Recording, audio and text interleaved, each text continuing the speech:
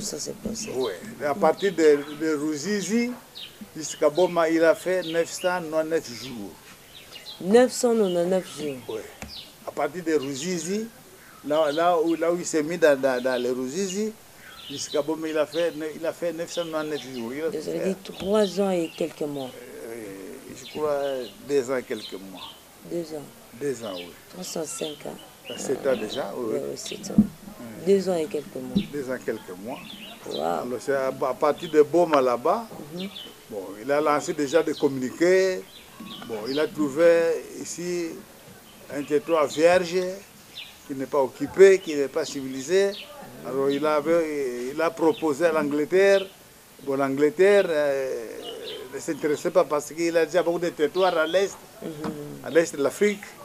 Et puis Léopold II maintenant apprend ses communiqués. Alors, il appelle jusqu'à Nouvelle-Anvers. Alors, il envoie des émissaires qui sont allés le prendre, chargés par le roi Léopold II. Wow.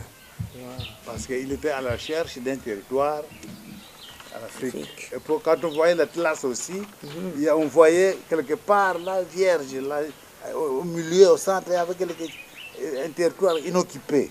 Alors c'est ce pays. C'est notre Congo. C'est comme ça que bon, le roi Léopold II s'est arrangé.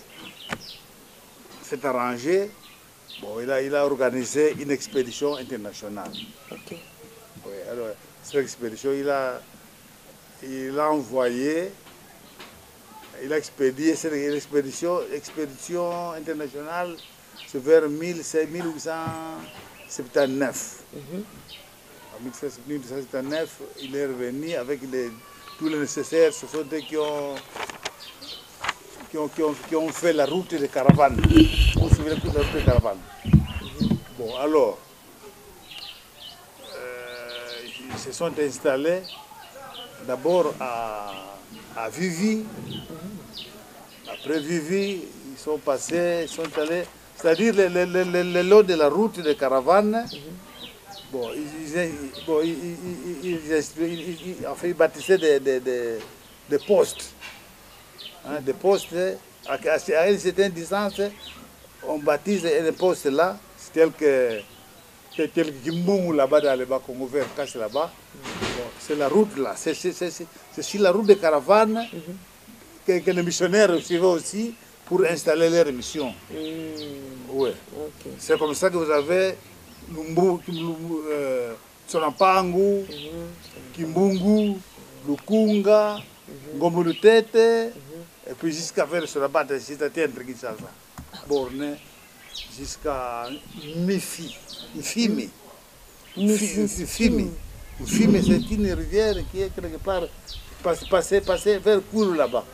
Wow. C'est là qu'il a borné les choses là, les territoires. Et puis il est retourné en Europe. Bon, quand il est retourné, bon,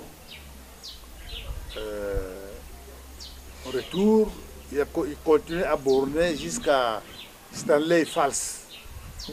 C'est-à-dire Stanleyville maintenant. Bon, entre-temps, comme ici était un royaume qui était organisé, le roi avait envoyé ses hommes pour signer des traités avec les autochtones du royaume. Et maintenant, il les a envoyés pour quel but? Pour négocier à la colonisation ou bien dans le but de collaborer ou coopérer? C'est-à-dire que nous verrons.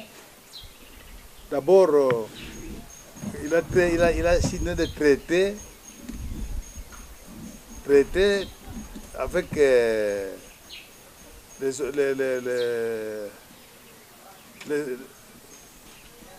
les notables de Vivi. Les notables de Vivi. Oui, c'est le 13 janvier. Le 13 juin 1880. Le 13 juin 1880. Et puis, il a signé des traités aussi avec Isangila. La date c'était le 21 février 1881. Et puis, il va dans le Manianga. Il signe aussi les traités. C'était le 20 combien là? Le 12 août Le 12 août 1882. Nous ne sommes pas encore en 1885. Alors, le quatrième. Quatrième, il signe le traité avec un Pumbu. Un traité de Pumbu. Ouais. Bon, c'était le combien le 20? Le 24 avril 1883. Le 24 avril 1883. Alors, c'est traité ici, ça, les concluants sont les Ngalema, et puis les noms qui sont là. Ngalema, Mukari, Numbi, Manvela, Engacho. Voilà. Parce que c'est un royaume, ce n'est pas une conquête. Donc c'est une collaboration. Bon, c'est comme ça que nous sommes à 83. Bon, maintenant, Stanley était buté par un problème de littoral. Littoral veut dire quoi? Littoral, les bords de fleuves, là, les bords de rivières, là. Les bords des océans. Parce qu'il s'est dit que bon, un pays sans littoral, ça ne va pas. Alors, parce que quand il traversait à Brazzaville, il a rencontré un Sénégalais qui lui a dit que qui lui disait que ici c'est le territoire français. Alors lui pensait que les Français occupaient tout le long de la rive droite jusqu'à la mer, jusqu'à l'océan. C'est ça qu'il croyait. Bon, c'est comme ça qu'Stanley avait créé un problème. Quel problème il a créé? Il avait créé, il était borné sur Koulouniari, c'est dans le pont Brazzaville. Il était borné là-bas, jusqu'à certaines hauteurs. Là-bas, il y avait des bornes que Savona de Brazzac avait plantées là-bas, mais lui, il a fait ça en bois. Alors, Stanley a mis ça en béton. Donc, avant la convocation des conférences géographiques. La conférence géographique, c'était en 1824. 1824. 1824. Non, 1884. 84. Oui. Alors, maintenant, en 1884, le roi Léopold convoque la conférence géographique. Alors, c'est au cours de cette conférence géographique de 1884 qu'ils ont partagé la partie là entre les Manianga et puis les parties là de chez là de nord là, vers Koulouniari. Koulouniari. C'est un fleuve qui est à Congo-Brazzaville. Ah bon? Oui. C'est un fleuve qui est au Congo-Brazzaville. Bon. Mais ils ont aussi des conventions avec les Français. Hein? Avec droit de préemption. Droit de préemption. Préemption veut dire quoi? C'est-à-dire, ils pouvaient ressaisir et pouvaient reprendre le territoire là en cas où la Belgique s'est désintéressée du Congo. Hein? Alors la France devait reprendre ce territoire-là. En cas où la Belgique s'est désintéressée du Congo, la France devait prendre ce territoire, devait reprendre ça. C'est ça le droit de préemption. Droit de préemption. Oui. Après. Voilà. Après, c'est alors qu'on va convoquer la conférence de Berlin. La conférence de Berlin qui s'est tenue, je crois, au mois de février 1885. Bon, c'est là qu'on a fait le partage. Bon. On a fait le partage des royaumes. Le royaume Congo. La partie centrale, non, la partie sud par les Portugais, centre, c'est le roi Léopold II, et nord, les Français. Le roi Léopold II a fait quoi? Le roi Léopold II a pris la partie centrale du royaume de Congo. On lui avait donné 50 ans pour les civiliser. 50 ans. Oui.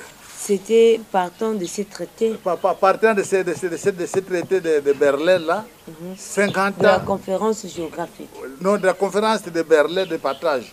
Oui, la conférence de Berlin de partage. Oui, alors, maintenant il devait civiliser ces parties, parce que c'était un grand royaume qui était réputé. Alors, il ne faut pas le prendre comme ça. Donc, on vous donne 50 ans pour civiliser ces parties de royaume. Et puis, après 50 ans, vous les libérez. Libéré. Oui. Donc, ce n'était pas un problème de colonisation. Ce n'était pas un problème de colonisation, non. Merci, C'était pas un problème de colonisation. Avant que nous entrions de 1885 jusqu'à 1908, on peut souffler un peu et il est temps que nous reprenons. Parce que là, déjà, on a fait... Bon, je viens. Oui. Je viens. En 1885, on attribue la partie santé du royaume Congo au roi Léopold II. Oui, oui. Alors, le 19 mai, Oui. le 19 mai 1885, le roi avait signé un décret créant l'État indépendant du Congo. Le roi lui-même a signé. Oui, c'est le roi qui a signé. Décret. Oui, le roi lui-même a signé le décret. Le 19 mai avait signé un décret créant l'État indépendant du Congo. Qu'on appelait EIC. Hein? Ok. Alors, le 22 août 1885, bon, le roi a signé le décret fixant les limites de l'État indépendant du Congo. C'est le roi qui a signé pour la fixation des limites. Oui, c'est le roi qui a signé le décret le 22 août 1885. Le 22 août avait signé le décret fixant le royaume d'État indépendant du Congo. Pour fixer les limites du royaume de l'État indépendant du Congo. Oui. Ces limites ne passent pas Kwango. Kwango, la rivière Kwango. Le territoire Kwango, là, parce que les Yakassou sont des royaumes Congo. Hein? Donc, ces limites ne passent pas le Kwango.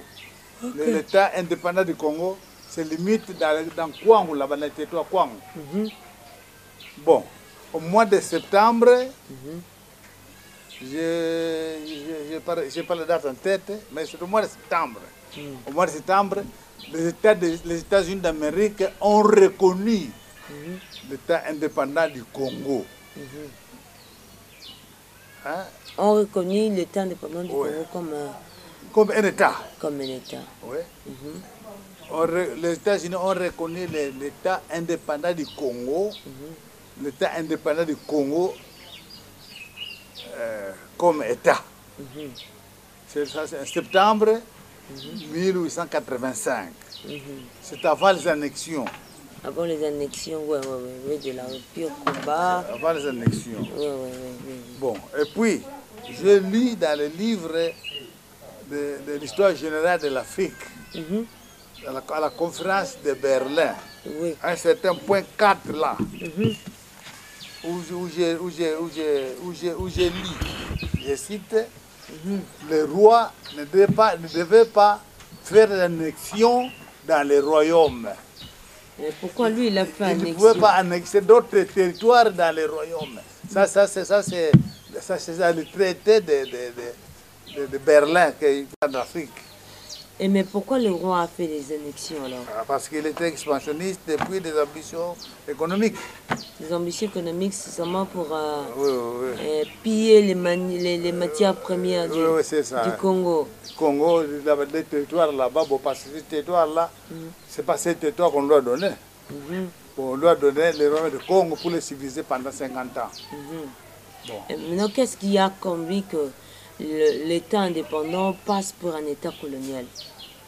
Ah, oui, d'abord, il faut, avec les ambitions économiques, alors la vie libre n'était pas occupée. Bon, les royaumes qui étaient là, les royaumes Kanga, donc l'Équateur. Bon. L'Empire missile. Il a annexé ces royaumes-là. Bon, c'est pas ces royaumes, mais c'est le royaume Kanga. Le roi annexé dans le Congo, dans le royaume Congo, en 1889. Ouais. Hein? Ouais. en 1889, les provinces de l'Équateur étaient annexées dans le Congo. Bon, ça c'est cette province-là explorée par le baron Dani. Baron Dani. Oui, c'est lui qui a exploré l'Équateur. Alors, maintenant, Kasaï était exploré par le missionnaire Georges Grenfell. Georges Grenfell. Oui, Georges Grenfell, c'est lui qui a bâti Bolobo. Même. Hein? Alors, comme il avait un yak là, hein, pisse, on appelle ça pisse, alors il sillonnait les Kasaï. Alors maintenant, c'est lui qui a exploré les Kasaï, et puis les Kasaï étaient annexés dans le Congo, dans l'État indépendant du Congo, en 1891. Donc on appelle l'Empire Luba, Empire Bakuba. Ok.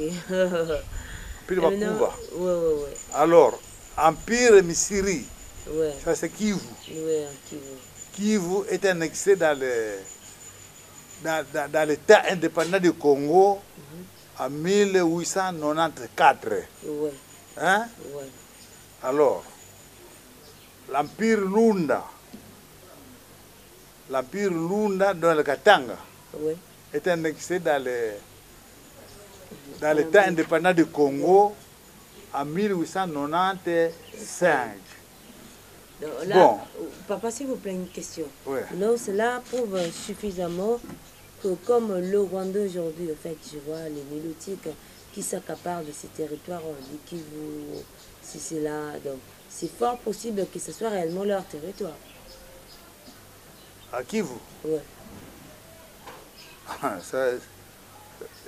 Vous voyez d'abord dans l'annexion de Kivu dans le Congo. Hein? Vous voyez d'abord l'annexion de Kivu dans le Congo. Royaume Syrie. Le royaume Syrie. Syrie, hein? Ouais. Est annexé en 1894. Ouais. Alors, en 1895, Syrie, non, plutôt l'Empire Lunda est annexé dans l'État indépendant du Congo. Bon. Et le royaume de Boyoma. Le royaume de Boyoma s'est retardé parce qu'il y avait là-bas Tipo. Hein? Bon, qui était fort aussi, donc on les redoutait. Hein? À un moment donné, il était même gouverneur. Oui, alors après l'avoir peut-être dominé, maîtrisé, alors ces provinces étaient annexées dans le État indépendant du Congo en 1897, je crois. Ouais, c'est ça. En 1897, voilà, c'est ça. Bon, vous avez posé quelle question? Qu'est-ce qui a fait que l'État indépendant du Congo passe après quelques années pour un État colonial? Ah bon? C'est-à-dire, quand Léopold II était près de mourir, hein? Alors il a cédé ce pays à la Belgique. Parce qu'avant 1908, l'État indépendant du Congo était une propriété du roi Léopold II. Avant 1908, Avant 1908, oui. l'État indépendant du Congo était une propriété du roi Léopold II. C'était sa propriété. Ok. Comprenez? Bon, vous avez posé la question de... Qu'est-ce qui a fait que maintenant cet État privé du roi Léopold II passe maintenant pour un État colonial? Oui, c'est ça comme ça, oui. Parce que maintenant, le roi Léopold II, lui, il s'approchait à la mort. Il devait donner ça à la Belgique maintenant, comme la Belgique prend ce pays comme une colonie. Donc la colonie du Congo belge a commencé à partir de 1908. 1908. Ouais. Et à partir de 1908, le Congo est devenu une colonie. Parce que le roi Léopold II l'a abandonné. Alors peut-être il a éprouvé des difficultés. Parce que bon, c'est un grand pays pour le gérer tout seul. Il ne pouvait pas. Alors il faut quand même un parlement, je crois. Il faut quand même un parlement et un Sénat qui doivent qui doivent trancher sur la gestion de ce pays. N'est-ce pas? Oui. Et après que la Belgique ait pris comme état indépendant du Congo, et qu'est-ce qui s'est passé encore jusqu'à ce que... Et qu'est-ce qui a fait que le parti, au fait, les militants de la BACO puissent se souvenir en disant que non, on a seulement remis 50 ans pour la civilisation du Congo à Léopold II. Qu'est-ce qui les a réveillés à comprendre qu'ils ne devaient pas demander la colonisation? Bon, tout d'abord, voilà. Bon, le Congo est devenu une colonie en 1908. Hein? Bon. Le Congo, depuis longtemps, c'est un pays chrétien. Bon. En 1908 à 1914, les Blancs ont déclenché une guerre. En 1914, guerre 14 et 18. Guerre mondiale. Oui, ils ont déclenché une guerre là-bas où on a associé les Congolais pour le combattre. Les Congolais ils sont allés mourir hein, pour une affaire qui n'est pas de l'air. Vous comprenez? Oui. Les Congolais sont allés mourir pour une affaire qui n'est pas de l'air. Alors, bon, déjà en 1916, le 4 juillet 1916, Thomas Toualani a rencontré un ange. Thomas Toualani. Oui. Il est qui? Il y avait des prophètes chez nous là-bas. Il y avait Mbango et Toualani. Bon, Thomas Toualani a rencontré un ange sur la plaine de Lulovo. Lulovo, oui. Perché dans un buisson qu'on appelle un vêtre. Tu connais un vêtre, là, cet arbre-là? Bon, perché dans cet arbre-là, parce que Thomas Toualani, il travaillait chez les missionnaires à Lukunga, chez les missionnaires américains. Alors, comme chaque le 4 juillet, les Américains célèbrent leur fête d'indépendance, le 4 juillet, bon, il était normal que Thomas Toualani, qui travaillait chez les missionnaires là-bas, bénéficie aussi un repos. Hein? Alors il a quitté Lukunga pour se rendre dans son village, Kengekiman. Au Bandundu. Non, là-bas, chez nous là-bas. Au Bas-Congo. Oui, au Bas-Congo là-bas. Dans le territoire de Mazangungu. Bon, alors, maintenant, chemin faisant, il a vu dans le buisson, la vête, bon, quelque chose, il dit, mais ça c'est un ange. Alors, il n'avait pas peur. Bon, il approchait près de l'ange, il voulait s'agenouiller. Là, je lui dis, non, ne vous agenouillez pas, parce que moi aussi, je suis une créature comme vous. Bon, je suis venu pour vous annoncer que Dieu va susciter des prophètes dans votre contrée ici. Dieu va susciter des prophètes dans votre contrée. Alors, Thomas Toualani qui demande, ben, comment je vais vraiment savoir que c'est vraiment vous êtes envoyé par Dieu? Alors là, je lui dis, vous avez dans votre maison un enfant de 6 mois. Bon. Maintenant, quand vous quittez ici, allez tout droit, ne saluez personne, allez tout droit dans votre maison là-bas. Quand vous arrivez là-bas, déposez votre colis et puis priez. Et quand vous priez, quand vous allez dire Amen, votre enfant va marcher. Un enfant de 6 mois. Et c'était comme ça aussi, c'était passé comme ça. Oui. Donc maintenant, c'est toujours pendant la guerre de 14-18 que Dieu commençait à inspirer, susciter des prophètes dans ce contrée-là. Bon, le 17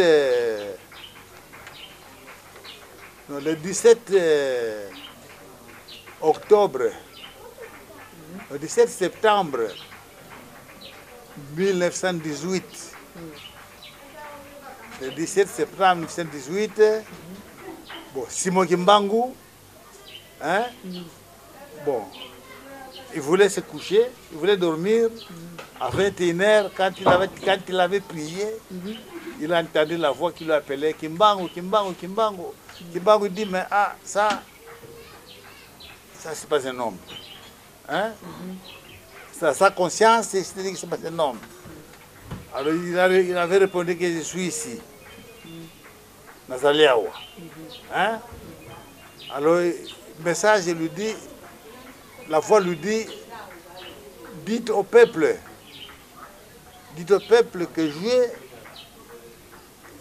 que j'ai entendu vos prières, bon, j'ai exaucé vos prières. Et je tourne vers vous. Et je vous bénis. Oui. Bon. Les Blancs qui vous persécutent. C'est fini. Non, en fait, ah, bon. on a ah, bon. les minutes se sont épuisées, donc on arrive à 55 minutes tout cas. Ah bon. Ah, alors les Blancs qui vous oppriment, hein, je vais les limoger. C'est vous-même qui allez gouverner votre pays. Comme on s'est arrêté, c'est n'est que la première partie. Ouais.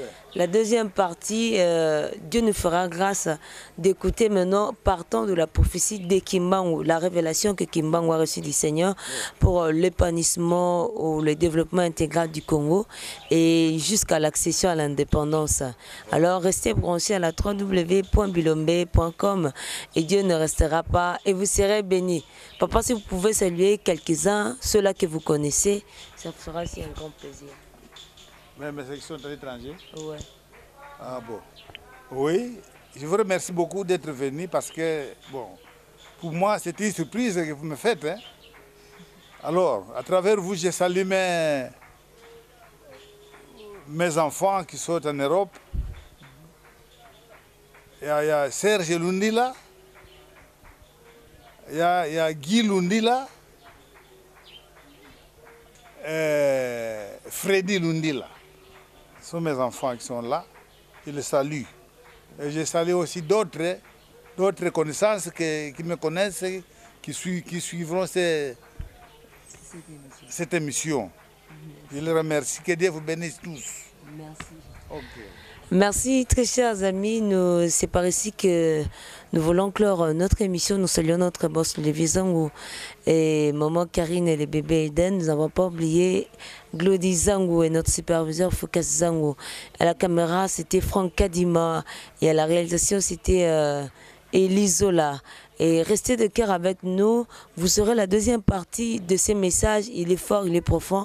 Nous sommes obligés d'allumer les lampes de la vérité pour ne pas les mettre sous la table. Mais du moins pour que cette lampe soit au-dessus et éclairer toute la nation. Alors soyez branchés. Au microphone, c'était votre humble servante Flore Makwala. Pour nous joindre, écrivez-nous sur notre compte Facebook Flore Makwala. Soit au numéro de téléphone plus 243 429 53 059 95. Portez-vous bien, c'est l'émission Savoir Plus. Au revoir.